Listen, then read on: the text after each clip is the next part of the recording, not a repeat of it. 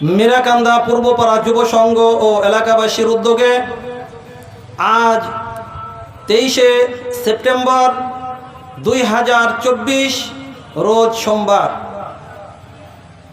বাদ ইশা আল্লাহ পাক রব্বুল আলামিন আমাদেরকে এখানে ইশারের নামাজ আদায় করার পরে কোরআন এবং হাদিসের আলোচনা করা এবং শোনার তৌফিক দান করেছেন।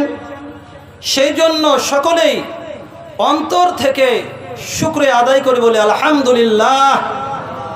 আরেকটু জোরে বলি সকলে আলহামদুলিল্লাহ।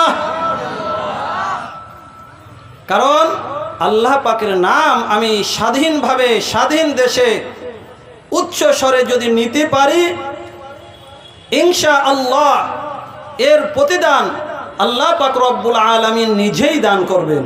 সুবহানাল্লাহ। তাই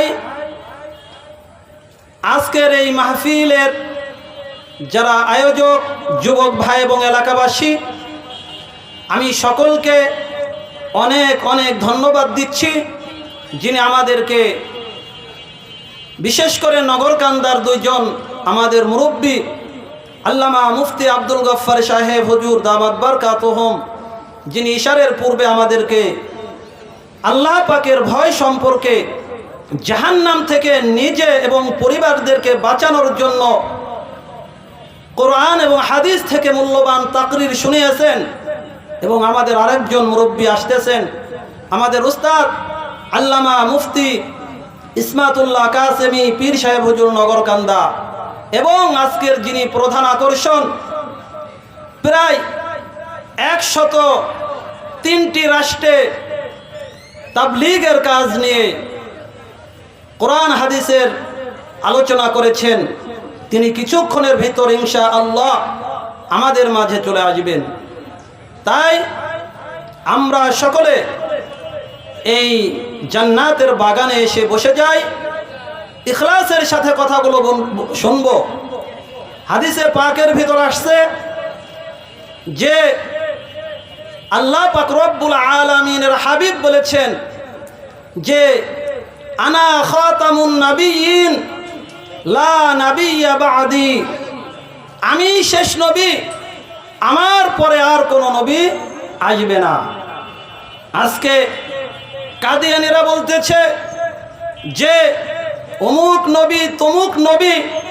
আমরা বর্তমান তত্ত্বাবধায়ক সরকারকে আবেদন করব, আপনি এই কাদিয়ানীদেরকে রাষ্ট্রীয়ভাবে এরকমভাবে কাফের ঘোষণা করে দেন, ঠিক কিনা বলেন?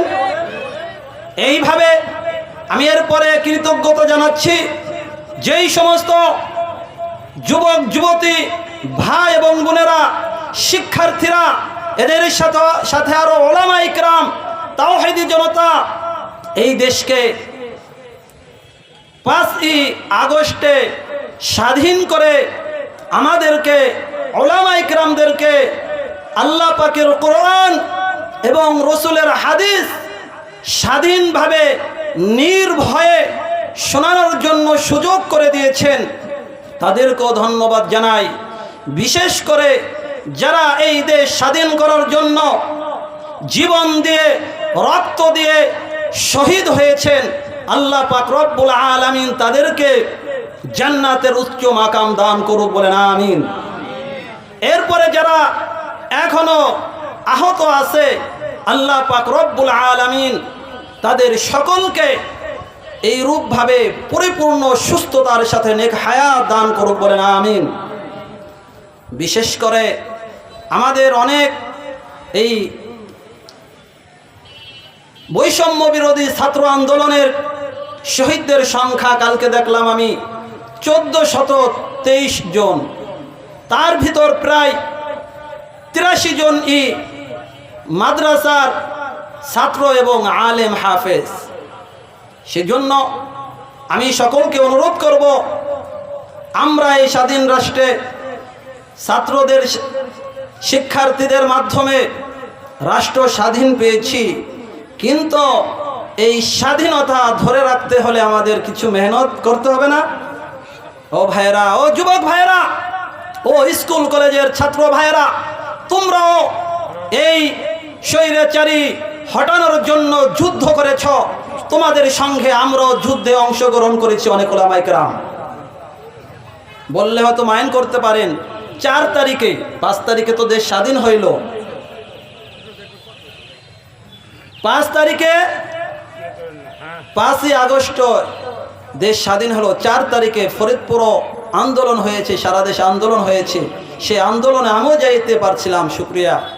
এরপরে আমাদের উলামায়ে কেরাম অনেক জায়গা আলোচনা করে, অনেক বাধাও দেওয়া হয়েছে।